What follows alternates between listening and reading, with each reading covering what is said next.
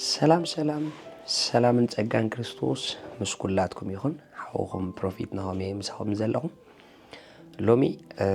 حنت حجر زبالت قال ككافلكم متيل لهم تقا املاح سلز بزحلي እግዚአብሔር ይመስገን ኢየሱስ ክርስቶስ ጎይታይ لومي كገልጽ الكم دلي زلخو حنت حجر زبالت قال بزعبا منتاي بزعبا سلامي مخنياتو كلاتنا خمنا أمنو نمنتاينا إجابيرنا أمن زبل كل جزء حتى خن حتى كله قبوي مثلني سلامتاي بزح حساب ويكا أبسي أول كأتو زيد اللي ويكا جهنم إسات كأتو زيد اللي سلامتاي من قصة أملاخي أتو ويكا سلامتاي أمناي بإجابير عالم كن أتو ندل زبل حتى كل جزء قبول حتوي سلازين نزح حتو زي خن ملسوين علوم مع إجابيرين مسكن يسوع كريستوس ويتاي قدام النت حتو سماي مسكن ناس انتاينا خنجبر رات مينس أب سماي مخارنا اتربحو انتايو امنا እግዚአብሔር ዓለም በመንባርና ስረብحو እንታዩ ህይወት ኦኬ ህይወት ማለት እንታዩ ይዝብል ተዛዓቢ ወሳነ ነገር ምክንያቱም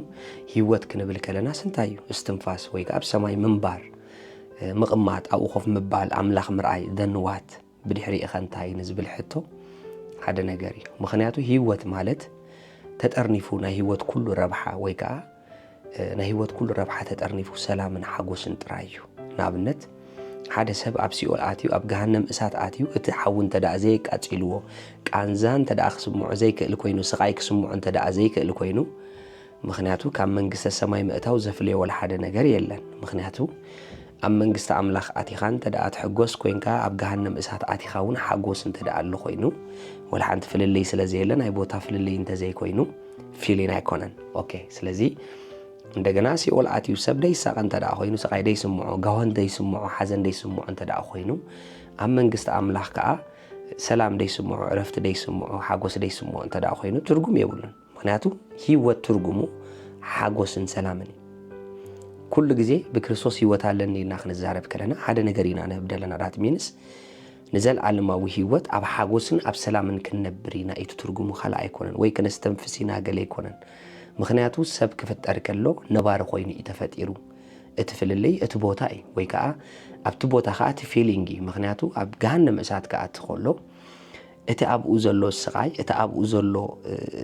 ነገር ጓሂ ስለዝፈጥረሉ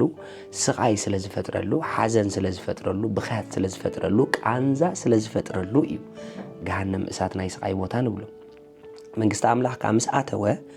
ኣብቲ ቦታ ምስኣተወ ሰላም ስለዘለዎ ዕረፍት ስለዘለዎ ሓጎስ ስለዘለዎ እዩ መንግስቲ ኣምላኽ ኢልና ንጽውዖ እቲ ፍልልይ ብርሃንን ጸልማትን ኢልና ወይ ከዓ እንፈልዮም መንገድታት እቶም ፊሊንግ እዮም እቶም ስምዒታት እዮም እቶም ኣብኡ ኸድና ድስምዑና ስምዒት እዮም ነቲ ህይወት ዘብሎ እቲ ኣብኡ ምስኣተና ንረኽቦ ነገር እዩ እቲ ኣብኡ ምስኣተናስ ዝስማዓና ስምዒት ህይወት ዝበሃል ሞት ንብሎ ከዓ እቲ ኣብቲ ቦታ ምስከድና ድስማዓና ስምዒት እዩ ምክንያቱ ሞት ማለት እናስተንፈስካ ከለኻ ውትነብር ኢኻ ብህይወት ኣለኻ ነገር ግን እቲ ኣብኡ ዘሎ ስቃይ ግን ዘለዓለማዊ ስለዝኾነ ዘለዓለማዊ ስለተሳቀይ ኢኻ ሞት ንብሎ ህይወት ንብሎ ከዓ ኣብ መንግስቲ ኣምላኽ ምስኣተኻ ንዘለዓለም ስለትሕጎስ ንዘለዓለም ስለትዕርፍ ሰላም ስለትረክብ እዩ ስለዚ ቃል ኣምላኽ ክዛረብ ከሎ ጎይታ ኢየሱስ ክርስቶስ ዝበለጸ በቃል ኣምላኽ መንገዲ ክዛረብ ከሎ ከምዚ ኢልዎም ንሐዋርያት ክዛረብ ከሎ ሓደ ኣዝዩ ኣገራሚ ነገር ተዛሪብዎም ኣሎ ኣብ ዮሐንስ 14:27 ከም ዝብል ቃል ኣሎ ሰላመይ ሓድገልኩም ሰላመይ እውን እበኩም ኣለኹ እቲ ኣነ ዝህበኩም ዘለኹ ሰላምስ ከምቲ ዓለም እትህቦ ሰላም ኣይኮነን ልብኹም ኣይሸበር ኣይሰንብድን ኢሎም ዳት ሚንስ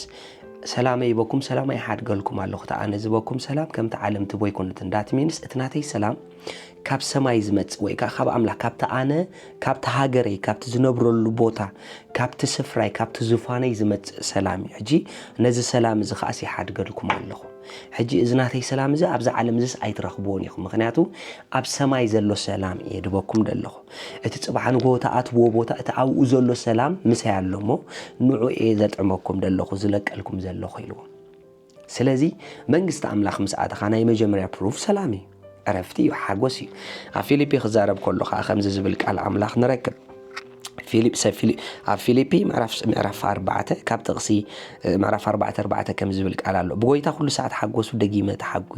تحاجوسو قبل الله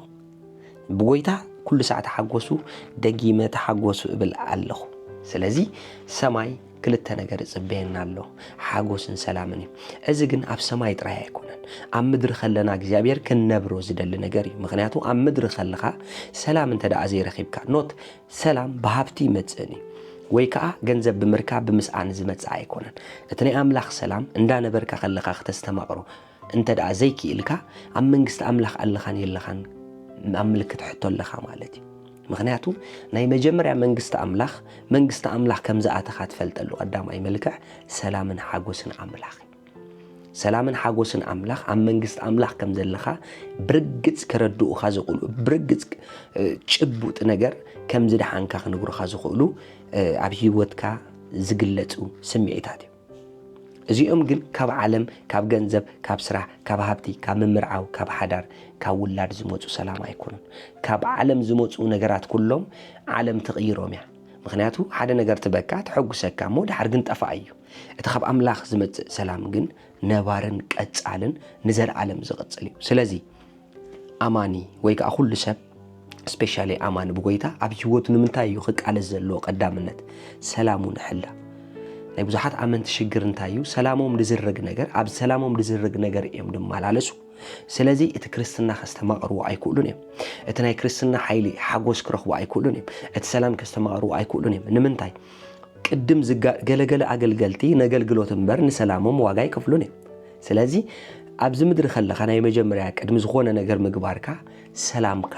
እቲ ሰላም ኣምላኽ ክትሕሉ ክትክእል ኣለካ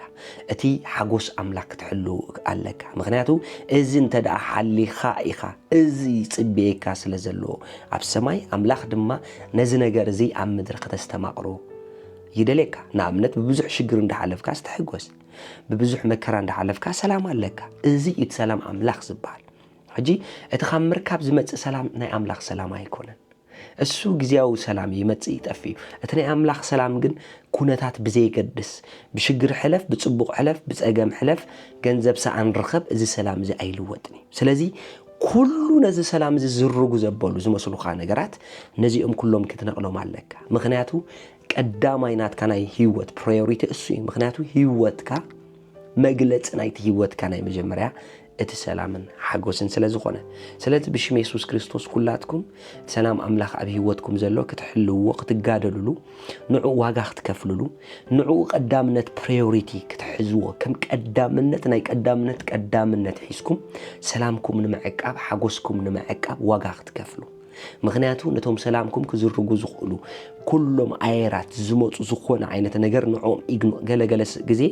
ሰላም ኣምላኽ ከለኩም ስነቲ ሰላም ኣምላኽ ድዝርግ ሰባብ ከባቢኹም ትረኽቡ እሞ ሓደ ቃል ብምዝራቡ እቲ ኣትሞስፌርኩም ይብትኑ እስኹም ከዓ እንዳበተኖ ከሎ ሰላም ኣምላኽኩም እንዳዘረጎ ከሎስ ንፍቕሪ ኢልኩም ትቕጽሉ ኖ ወይ ከም ዝበሃል የለን ቀዳምነት ሰላምካ እዩ ቀዳምነት ሓጎስካ እዩ ነዚ ነገር ዝብር ዘበለ ነገር ኩሉ ኣብ ህይወት ኣየድልየካን ኢየሱስ ክርስቶስ ጎይታ እዩ ስለዚ ኣብ ሰላም ኣምላኽ ተመላለሱ ኣብ ሓጎስ ኣምላኽ ተመላለሱ ኔክስት ታይም ክሳዕ ንራኸብ እግዚአብሔር ኣብዚሑ ይባረኽኩም ሻሎም ሻሎም